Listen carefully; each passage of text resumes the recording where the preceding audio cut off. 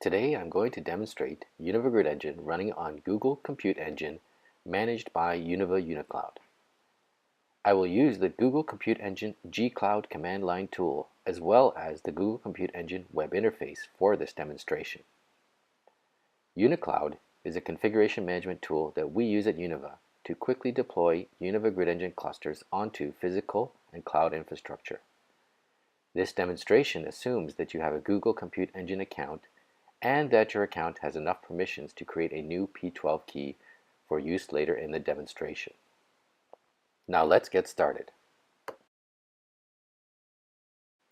After logging into your Google Compute Engine account, you should navigate to the Images section, where you will see two different types of images, a compute node image and a head node image. I'm choosing the head node image. Once I choose that, I use the web interface to set up the name of the instance and other parameters, as you can see on the screen. I'm making sure I set it up in the US Central A region, and then I create the instance. At this point, I wait for Google Compute Engine to launch the instance. And as you can see from the interface, I have an old instance lying around which I'm going to select and delete in a moment, since I don't need that one. So the instance that's starting up is the one with the little icon that's rotating. And of course it's turned green now. And once I check the instance, you can see that I am now waiting for Google Compute Engine to launch. I'm going into the networking configuration just to make sure that the ports are open so I can SSH to it. As you can see, I've set it very open. You probably don't want to do that for your own test demonstration. And then we go back to the status screen. At this point, the instance is up, and I can use the G-Cloud command line interface to list the instances. And then, of course, I can use the G-Cloud command line to SSH to the instance. I'll make it a little easier on myself by using the config SSH command. And then I can just cut and paste that SSH line to connect to the remote Google Compute instance. So this is really the first step in getting the cluster up and running, getting the head node configured. And that is quite simple. It really is just launching the Google Compute Cloud image.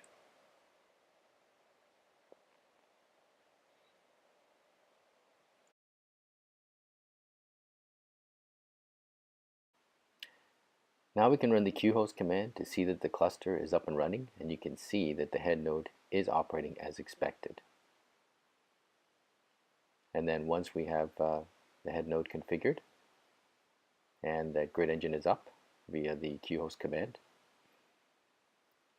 I'm going to change to root, show you that a simple command from Unicloud to list what are called kits and the overall node status. And that just proves that the system is operating as expected. And now to make the compute nodes configured, we change to the opt unicloud config directory and edit the adapter defaults file. This file controls which key Unicloud is going to use, which image it's going to use, and generally how it's going to configure the compute nodes. So as mentioned previously in this demonstration, we need a P12 key so that the Unicloud installer, which is this head node, can provision compute nodes as needed. And so I've already gone and created a P12 key. And you can see here I'm highlighting that that's what you need to do. So the easiest way to go and create this P12 key is to go into the Google Compute Engine web console and then go to Credentials and create a new client ID. I've already created one, and you can see I'm highlighting the signature of that P12 key just to show you that I have one on my machine, my local machine. I'm just going to show you here where I compare the two so you know I'm using the correct one. It's pretty easy to get confused about which key you're using, so it turns out that the prefix of the key name forms a signature, as you can see there. And so you have to copy this P12 key file up to the head node. You may have other ways of doing it, but in this demonstration I'm just showing I'm copying it from my local machine up to the Univa UniCloud and Grid Engine head node. And so once I know which machine to copy it to, I'm going to get that from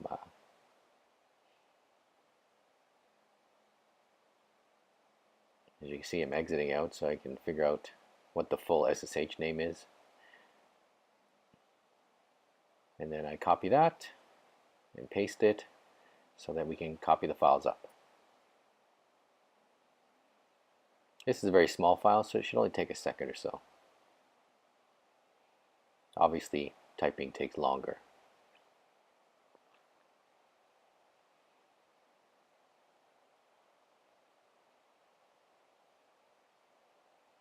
Okay, the file is now transferred up onto the instance that is running the Univa Grid Engine head node.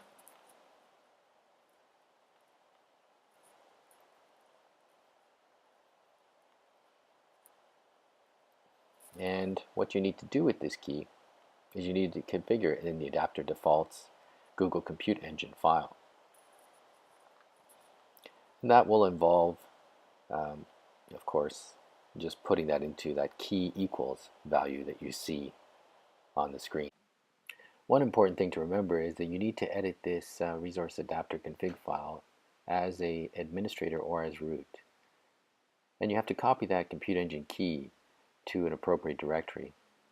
Obviously, you have to give it either a relative path or a full path to the file. We also need the service account email. And to get that, again, the easiest way is to go to the Google Compute Engine web console in the credentials section and copy out the email address. And of course, you paste that into the adapter config file. There are other sections in here. The default service email can remain default. You can change the type of instance, but you definitely need to set the project. And once again, the easiest way to find that project name is to go to the web console, and it is actually displayed at the highest level where it gives you the name of the project. You can get this from the Google G Cloud command line as well, but it's just easier for this demonstration to show you here. And again, paste that into the right location in the adapter config file.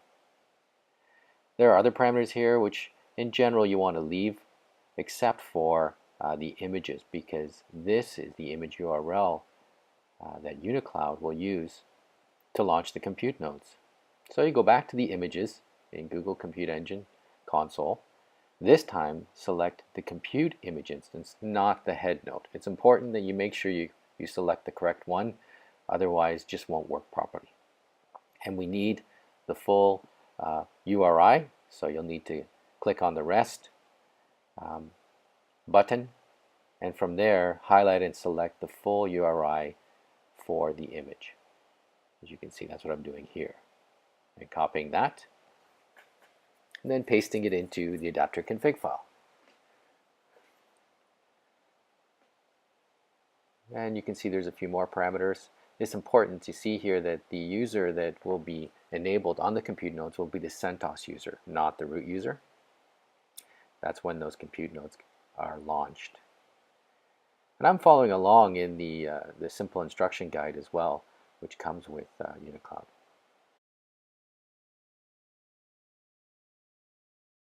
So now we're going to add the compute nodes to the cluster. In order to do this, we need to use the add nodes command. And the add nodes command needs two things. It needs to know the software profile and the hardware profile. So I'm getting them from UniCloud. As you can see, there's a compute and installer profile for software, and there's a Google Compute Engine and installer profile for hardware. So now we'll add nodes, the software profile being compute, and the hardware profile being Google Compute Engine. And we'll tell the system how many nodes we want to add, which is 3 in this case. So UniCloud will use that previous configuration information in the adapter to go off and launch those instances. So as you can see, it attempts to launch them. And if we go look at the Google Web Console, you will see that the instances are being started. Now, you only see 2 here, but that's really just an artifact of the console. Once I refresh it later, you'll see that 3 are actually being launched. And until UniCloud receives the sort of return OK signal from Google Compute Engine, it will not come back from this launch attempt. It'll take a few moments for it to happen, but once it's finished, it'll come back and tell you that it has launched 3 instances. There we go. You can see it appeared on the shell session underneath this console. There we go. We click to it. You will see the 3 nodes have been added. There they are. And if we go back and we look at the Google Compute Engine Web Console, you'll see that the instances are there too.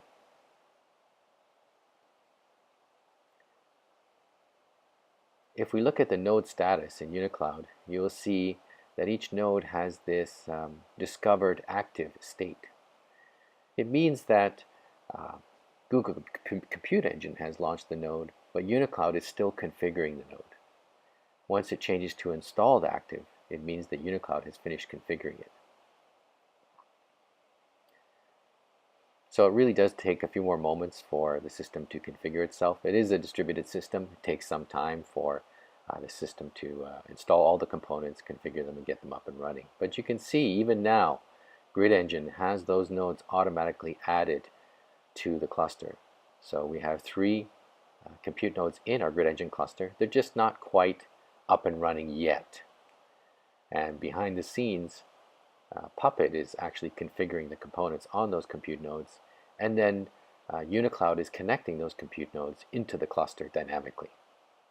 This all happens behind the scenes, so really it's not something that you typically mess with.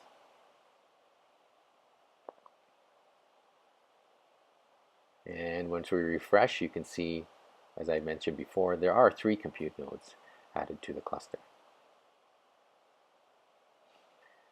So I'm just waiting at this point for things to get stabilized, and as you can see, they're now stabilized. So at this point, you have a working UniView Grid Engine cluster on Google Compute Engine with 3 compute nodes. Now you could add more nodes if you wished, but just for this demonstration, I chose 3.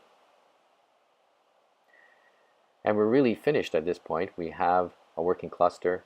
We can actually SSH to one of the nodes because all the keys have been set up. As you see, I've SSH'd here. The next step is actually running work on the cluster.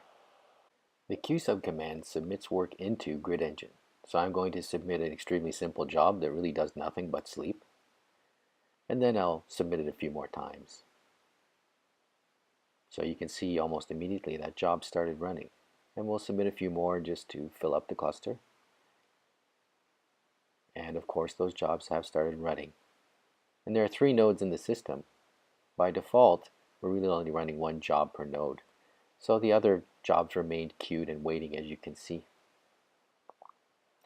So I can do a more job detailed information. For example, I'm going to look at job 3 in more detail to see how it's running. And that gives you more environment information, submission time, which node the job is running on, CPU and memory information for the job, which of course for a sleep job is really trivial. It doesn't do much at all.